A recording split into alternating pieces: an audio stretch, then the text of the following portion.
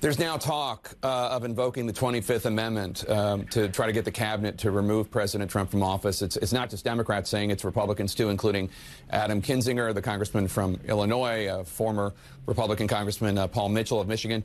Do you support such an action? Should he be removed by the cabinet? I think, Jake, that the cabinet should meet and have a discussion.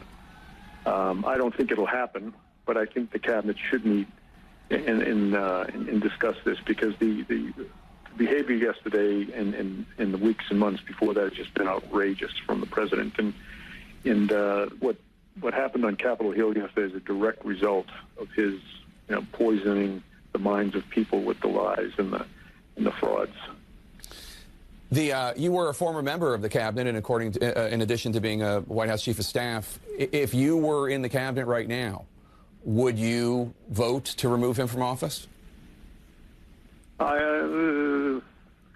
I would. The one thing we have going for us here, Jake, is it's only 13 more days. And no one, as indicated yesterday by our vice president, no one around him anymore is going to break the law. He can give all the orders he wants. No one is going to break the law. And we saw Mike Pence, Vice President Pence, stand his ground yesterday. Nobody around him will, but he's got this mob of ardent supporters who are willing to break the law. Are you worried about what he might do in these last 13 days? No longer. I mean, again, this is so enraged. What happened yesterday so enraged the country. And has turned most of the country back onto the right course, and that is a course that no longer listens to Donald Trump. Sure, there'll be some the core of the core, but I wouldn't worry too much about it. And we have, magnificent police, federal agents. Everyone's on heightened alert. I wouldn't worry about it.